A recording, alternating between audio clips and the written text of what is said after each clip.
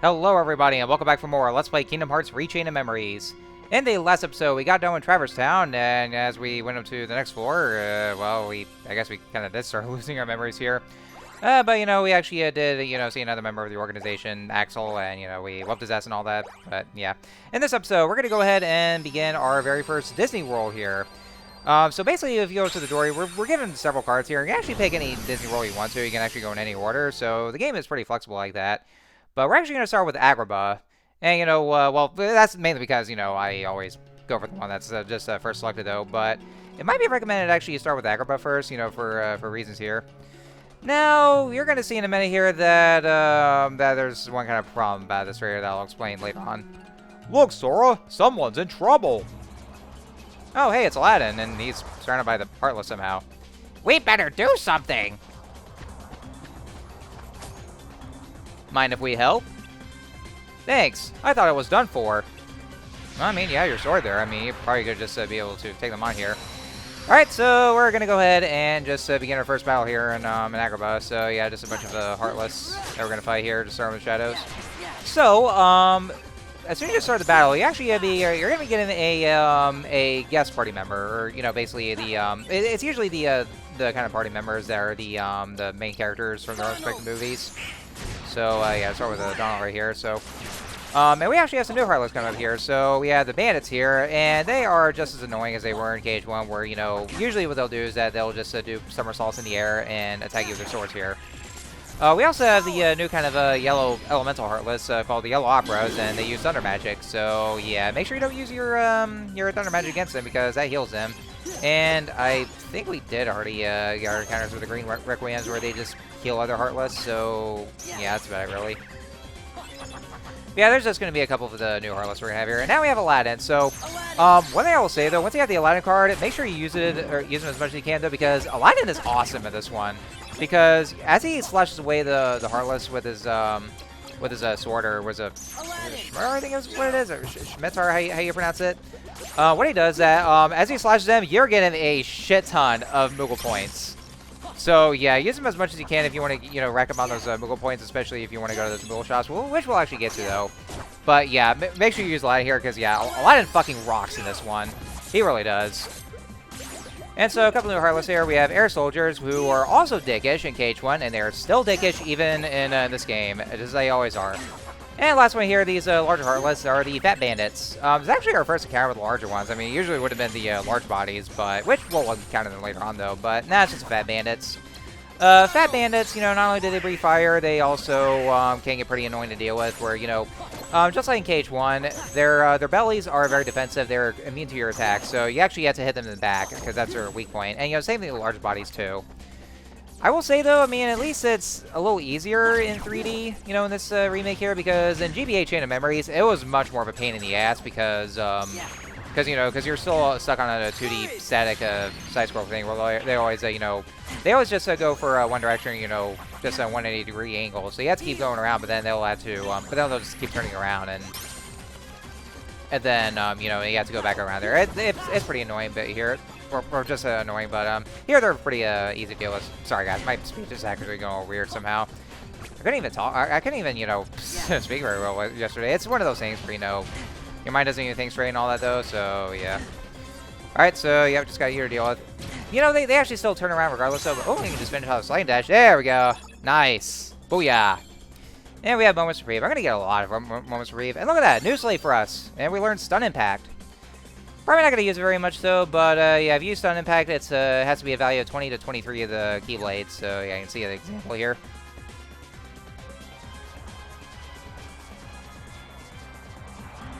So now what? They just keep coming! Guess we better see if the legends are true. Magic Lamp, my first wish. Get rid of these Heartless. Don't genies have a no-kill rule, or do they just send them to another dimension? Probably so. Also, hello there, not Robin Williams. Stand back, kids! Genie of the Lamp coming through! Ain't nothing I can't make right as rain! Well, if we had rain in the desert! But enough dry jokes! One Heartless disappearing act coming right up! Yeah, see, it doesn't so much as kill them, though, because, I mean, you know, again, genies don't really don't have a kill roll. Gorsh! Why did you call him in the first place? It's not that simple. You see... I couldn't have said it better myself, but I will anyway. I'm strictly limited to 3 wishes per master, and ixnay on the wishing for more wishes. So you got 2 wishes left. Better use them carefully. I've got to get back to the palace somehow, but with all these Heartless... Hey, Sora, we're headed that way too, so why don't we go with Aladdin? Sounds like a plan. That would be great. Thanks a lot. Alright, and yeah, now we got our first key at the beginning. So, anyway, welcome again to Agrabah, and yeah, we're going to be seeing a lot of Agrabah in the Kingdom Hearts series. Trust me on that one. I will say this, though, like, you know, as much as Agrabah actually did have some, you know, some good magic and all that, you know, with relevance and all that, you know, it was actually nice to explore, especially going to the Cave of Wonders. Here, though, not so much, and it's going to be that way for the other Kingdom Hearts series, where, you know, it just kind of feels redundant and all that, so, yeah, but... Anyway, so, I'm going to go ahead and explain something about, you know, something you actually noticed right then and there, about, you know, how absolutely jarring, though. So, I actually did bring up when we were in Traverse Town that, you know, they were talking about how, you know, apparently Leon and the others, they claim they don't know Sora, but then they still know his name, and so they somehow had a feeling they actually do know him anyway, just from Sora's heart. And I actually talked about that, you know, they actually don't bring this up ever again. It goes absolutely nowhere. Well, this is it, guys. Because, you know, for some reason, whenever you enter a new Disney World, Sora and the others are basically acting as if they've already met the Disney character. Well, no, they've actually met the Disney characters for the first time. Like, they never met before, and so it's actually their first meeting. So, like, I don't know if it's either the rules of Castle Oblivion or, you know, or maybe it's acting weird, though, or maybe it was originally supposed to be where, you know, he was supposed to know them, but they just kind of, you know, like, they didn't feel the need to absolutely just, you know, have to make sure to, and yeah, I know, I'm getting my ass kicked there, sorry about that, but like, you know, they didn't even feel the need to actually just go and, you know, and go for the continuity here, and, you know, they just kind of, like, you know, reset, basically make a reset button on Sora's experiences in the Disney worlds, and, you know, he's actually visiting the worlds for the first time and meeting the characters for the first time, and so, yeah, so, like I said, you know, it was absolutely going nowhere, and so in those, then, yeah, like, it's like as if Sora immediately forgot having visited those Disney worlds, or meeting the characters, for that matter, as well. So, because of that, it just feels all shoehorned in, though, because, you know, because essentially you're playing abridged retellings of what was, you know, well, I guess you could say that in KH1, you know, it may seem like abridged retellings of their own respective Disney movies, though, but it kind of had some plot points to it, though, for the overall arc of the story, like, you know, with the whole Heartless plot, and, you know, with, Maleficent and the other Disney villains being the major focus, well, throughout the majority of Kingdom Hearts 1, but here, though, in Rechain of Memories, or Chain of Memories for that matter, I'm actually just, you know, applying to both versions there. You know, it actually has no relevance to the plot whatsoever, though, because, you know, the only plot progression that we have in Chain of Memories is, you know, during the Castle Oblivion segments, where, you know, just after they get done with, you know, before they actually enter the next Disney World, where, you know, something happens, and so, when they enter the Disney World, all that's completely dropped. It takes a complete pause, and so they never talk about that whatsoever, though, because, you know, they actually only focus on the overall plot and the world itself, and nothing else. You know, just what goes on in the world itself. And then after they leave the Disney World and then go back into Castle Oblivion, then they start actually picking it back up. You know, what will reflect on you know, what was happening, you know, before they entered the Disney World. So because of that, those worlds really do feel like filler, and they feel absolutely shoehorned in, and it really does feel pointless and intrusive, you know, and all that here. Just, you know, it kind of makes the Disney worlds much less relevant here, and it's pretty much going to be like that for the other Kingdom Hearts games. Well, some of them will actually have, you know, original stories and all that, though, which is something I really do appreciate, though. But here, though, there's absolutely nothing going for it. Like, you know, it goes absolutely nowhere whatsoever, though, and, you know, they don't ever bring us up what goes on in the worlds ever again because of it. So, so yeah, because of that, it really does feel like it's, you know, it's kind of, it's actually a waste of time, and just it just feels pointless, you know, because again, oh yeah, I'm sorry, folks. I actually meant to press the, or select the map, though, but I pressed the wrong button, mainly because of muscle memory, and so I assumed the share button on the PS4 controller was the, map button, and I kind of showed, it was actually the screen sharing button. But it's actually the touchpad you get to press to show the map, if you're playing this on PS4. PS3 or PS2, you can press the select button, though, but I kind of mistook that for the select button just by pressing the share button on the PS4. But yeah, it just feels pointless, and, just shoehorned in, and, it just has no bearing on the actual plot whatsoever, though. And it's gonna be like that for the next Disney Worlds, too. So, why are you going to the palace, Aladdin? That no-good royal vizier Jafar. He tricked me into getting this magic lamp from the Cave of Wonders. The cave was crawling with Heartless. I'm lucky I made it back to Agrabah in one piece. Wasn't there anyone else there to help you out? This Jafar guy's got some nerve giving such dangerous orders. I know how you feel, Master. People have been ordering me around for 10,000 years, and what help do I get? I keep wishing someone will wish me out of this gig, but go figure the odds on that. Well, how about I use my third wish to set you free? Doth my 40 years deceive me? Master, you'd do that for me? You're not just pulling my top knot now, are you? I promise, Genie. Anyway, there's only one thing I really want. Then we'll just have to do something about that, Al. Can I call you Al? So, what'll it be? Fame? Fortune? A herd of luxury camels to call your very own? Well, there's this girl. Her name is Jasmine. She's Princess of Agrabah. And that's the problem. It's hard for a street rat like me to get a chance to see her. That's how this all started. I thought if I went to the Cave of Wonders, I could get the treasure, and maybe then Jasmine would want to meet me. Sounds like your wish should be that you can see Jasmine anytime you want to, huh? Well, I've got just a package for you. You'll not only meet the lady, you'll go in style as Prince Ali. How do you like the sound of that, Al? Me, a prince? Can you really do that? In an Agrabah minute. I guess the legends were true after all. Come on, let's get to the palace. Yeah, so what you can probably tell here, so like I said, basically what it is, so yeah, like I said, all this is basically like, all abridged retellings of just respected Disney movies and all that, so like, so I mean, it's not really so much like, like in KH1 where, it kind of feels like, oh yeah, this is actually the wrong room. Yeah, I'm just gonna be like Gamma from Sonic Adventure goes like, this is the wrong room.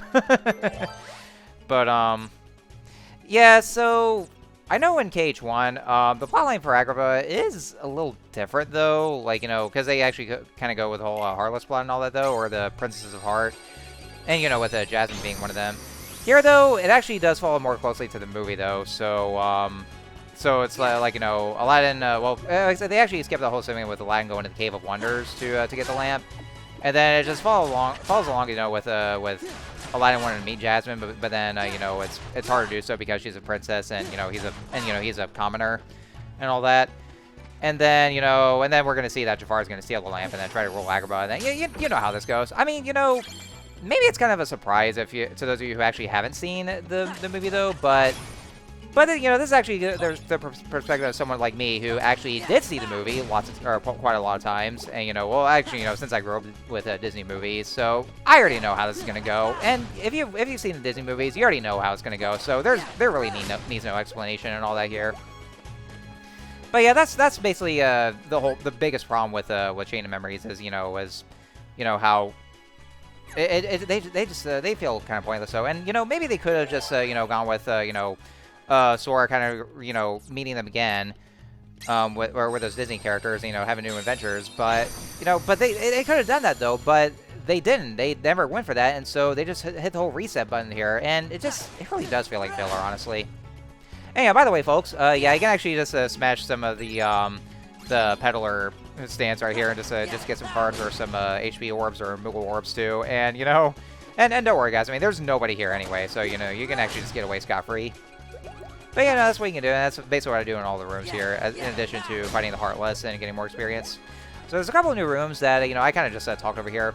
What we had here was the Calm Bounty, which is basically, you know, getting opening a chest and getting a new slate, basically. So if you ever get a Calm Bounty card, then, you know, go for that one, and then as long as you have having enough efficient card value, and then just and that way you can get a new slate from the treasure chest.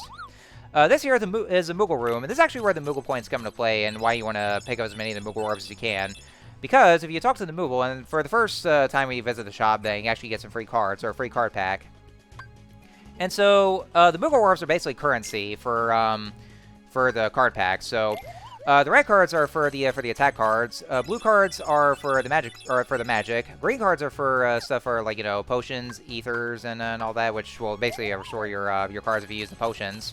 Because I think what I got so far was this potion itself. And then we have the deluxe pack right here, which is basically all the same kinds of packs here. And so that actually depends on the amount of points, or Moogle points that you have here. So if you have more than enough, you can be able to get those, and then, you know, so get more of the cards. So ideally what you want to do, and this is also what I'm going to do as well, if I'm ever able to, is that, you know, as long as I have enough of the good of the card value. Oh yeah, and also the blue cards will also contain the summon cards. I forgot to mention that too, yeah.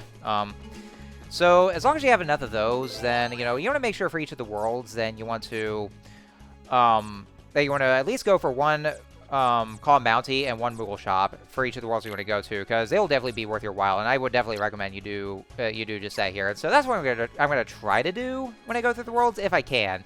There might be times where I can though, but that's only because I just didn't really have the card that I need for that. But yeah, I'll do as much as I can too. All right, so for this one, you have to you basically use any card for this white border here, and so it actually goes by 15. So you have to take whichever card and actually subtract the amount based on the number of cards that there is here. And so, yeah, that's what I did, just find a card that, you know, that I have plenty of and probably wouldn't have a use for. And next up for more plot progression.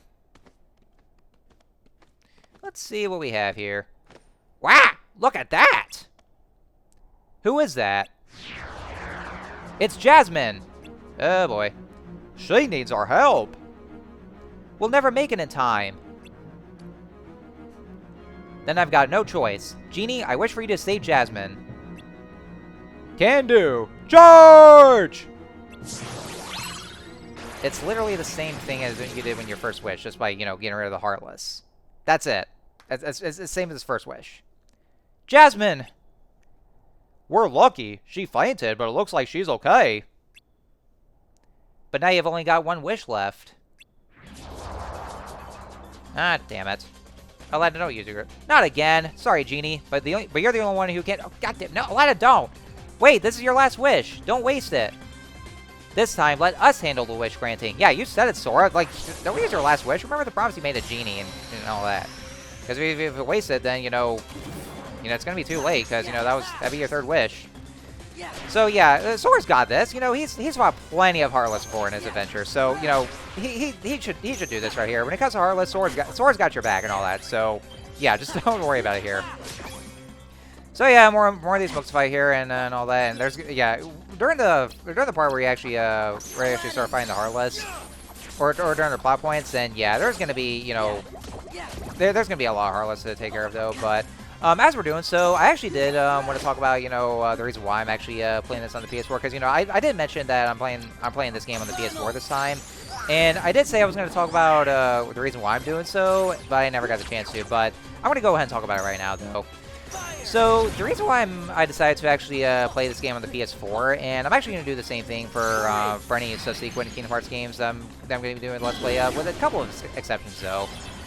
And that's because, you know, I know previously when I did my Let's Play of Kingdom Hearts 1, that, you know, I played the game on the PS3, and that's because at first I actually, you know, kind of did say I preferred, you know, the 30 frames per second though, but that was only because, you know, I was a lot more used to the 30 FPS, you know, haven't played a lot of those Kingdom Hearts games, and, you know, I thought it felt so weird playing the game on 60 FPS. I know it's not really showing it on the on YouTube right now though, but I think it's only because for what my capture card or what my computer can only peg it though, so it kind of feels a little limited, I would say. But, you know, but it's still a 60 FPS if you're playing this on the PS4, and, you know, and I'm actually still seeing it when I'm playing the game itself. But yeah, at first that was because, you know, I thought it felt so weird playing this at 60 FPS though, and so at first I kind of stuck with the 30 FPS, and so, you know, that's kind of the reason why. But then, you know, as for why I switched over, though, after looking at both the PS3 and the PS4, you know, kind of as time passes, or as time passed, then I actually am kind of starting to see why I'd probably want to veer more towards the PS4 than the PS3. Because here's the thing, though, on the PS3, for one thing, one kind of problem about them is that it has, like, quite a bit of load times and all that, and, you know, especially if I was playing Reach In Memories on the PS3, there's going to be a lot of it, though, and probably a lot of cutting off I had to do, and you'd have to be dealing with that a lot. The PS4 versions actually do cut off so much load times, and so it actually does save you quite a bit here, or quite a bit of time as well. And so, you know, and I'm actually kind of starting to get used to seeing the 60 FPS, and honestly, just seeing both of those, though, then, yeah, I'm actually kind of starting to see why I want to play the PS4 than the PS3, and kind of starting to veer more towards that, and you know, since playing those, then, yeah, it's kind of starting to be a little bit difficult to actually go back to it. And looking back on it, though, I actually kind of do wish I did play Kingdom Hearts 1 on the PS4. I mean, you know, granted, like, you know, I was still in that mindset that I kind of prefer the 30 FPS, and so maybe part of that was justified, though. But looking back now, then yeah, I kind of wish I did play this on the PS4. But I mean, don't get me wrong, though. I actually really am thankful for it. You know, I actually do, or I am proud of my Kingdom Hearts 1 Let's Play, though. Although there were times I actually did, you know, kind of sound like a bit like a dumbass at some points, though, which for reasons I'll get into eventually. But, and, you know, and for one thing, I should be thankful that I actually did at least play Final Mix, because, you know, I didn't really want to play Vanilla KH1. I'd rather play the more completed Final Mix versions where, you know, it has more content and, you know, more, you know, really does feel like the more definitive version. And so I was much better off doing that, though. But, yeah, I kind of did wish I would play the PS4, though, so, you know, just looking back on it now, though, but, you know. You know, times have changed, you know, different perspectives and all that, different strokes for different folks and all that, so, anyway. See? We didn't need Genie this time. Yeah, duh. Thanks, Sora, but I'm still down to my last wish. Oh, what the hell's going on now? What? What? What's happening? Oh no! The lamp! It's gone! Oh yeah, we know who could say. Yep, of course, it's Jafar, we knew it. It seems my plans have gone amiss. I was certain you'd waste your last wish. What with poor Jasmine in distress, and these delightful creatures to deal with. But no matter. At last, the lamp and its genie are mine to command. Why are you doing this, Jafar? You've got the lamp. What more do you want? Such an interesting question. You see, I knew you were going to use the lamp to try and win Jasmine's heart. But we can't have that now, can we? Because I am the one Jasmine will marry. Ew, do you know how old she is? You! Certainly you realize that if I marry the princess, then nothing can stop me from becoming Sultan. You're nothing more than a pawn in my game, street rat. Genie, my first wish. Deliver Jasmine to me. Yeah, you pretty much know how this goes. Also, I don't like that smile he's doing this, even though he's supposed to look sad. Genie, what are you doing? Sorry, Al. My hands are tied on this one. I gotta obey whoever has his mitts on the lamp. Precisely. Farewell, Aladdin, you fool. I gotta say, that's actually really creepy, though, because, again, Jasmine's supposed to be, like, 16, I think? Great. Now I have lost Jasmine and the lamp. You can feel bad about it some other time. If you don't pull yourself together, you'll never see Jasmine again. You lost the lamp, so what? You can still save her on your own. Losing someone you care about is bad, but not as bad as never getting them back. Sora. You're right. I can't give up now. I've got to save Jasmine. But Jafar's got the lamp. We can't just walk up to him and expect to win. Maybe we can. I've got an idea. Listen up. Oh, what kind of secrets does he have here?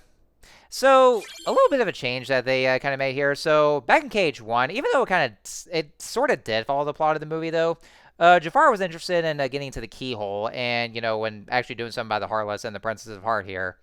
Here, however, you know, they kind of changed it to where, you know, where now Jafar actually wants to marry Jasmine, which actually sounds creepy, honestly. And that actually does follow a lot more closely to the movie, because that actually was his motive. You know, in addition to taking over Agrabah, then he also wanted to force marriage onto Jasmine. So yeah, it's very much more, you know, faithful to the movie though.